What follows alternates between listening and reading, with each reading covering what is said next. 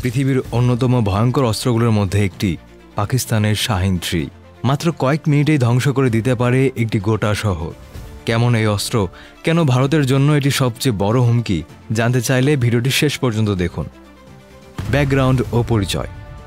শাহিন 3 পাকিস্তানের একটি ব্যালিস্টিক ক্ষেপণাস্ত্র। 2015 সালে এটি প্রথম পরীক্ষামূলকভাবে উৎক্ষেপণ করা হয়। এটি পাকিস্তানের অন্যতম শক্তিশালী দূরপাল্লার ক্ষেপণাস্ত্র, যার পাল্লা প্রায় 2750 কিলোমিটার। অর্থাৎ এটি ভারতসহ পুরো দক্ষিণ এশিয়া কভার করতে পারে। এমনকি ভারতের আন্দামান নিকোবর দ্বীপপুঞ্জও এর আওতার মধ্যে পড়ে। শাহিন 3 এর ক্ষমতা। এই ক্ষেপণাস্ত্র পারমাণবিক ওয়ারহেড বহন করতে সক্ষম। এটি মোতায়েন করা হলে মাত্র কয়েক মিনিটের মধ্যে লক্ষ্যে আঘাত হানতে পারে। এর গতি এবং নির্ভুলতা এতটাই ভয়ঙ্কর যে প্রতিপক্ষের জন্য আত্মরক্ষা প্রায় অসম্ভব।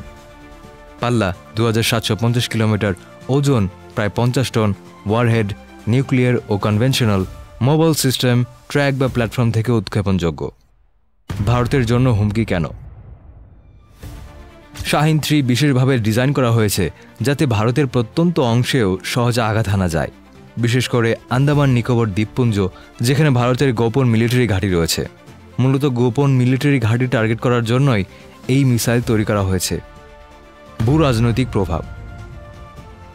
এই মিসাইল শুধু পাকিস্তানের শক্তির প্রদর্শনের মাধ্যম নয়, বরং পুরো উপমহাদেশের সামরিক ভারসাম্য বজায় রাখার একটি কৌশল। এর মাধ্যমে পাকিস্তান ভারতের অগ্রসর সামরিক অবস্থানের বিরুদ্ধে কড়া বার্তা দিয়েছে। শাহিন 3 নিঃসন্দেহে এক ভয়ঙ্কর অস্ত্র। এটি শুধু পাকিস্তানের শক্তি নয়, বরং দক্ষিণ এশিয়ার কূটনৈতিক উত্তেজনার প্রতীক। তবে প্রযুক্তি যত আধুনিক হোক না কেন, শান্তি ও সংলাপী হওয়া উচিত প্রকৃত অস্ত্র। কমেন্টে জানান আপনার মতামত। ভিডিওটি ভালো লাগলে একটি লাইক দিন, আর এমনই আরও ভিডিও পেতে সাবস্ক্রাইব করুন আমাদের ইউটিউব চ্যানেল।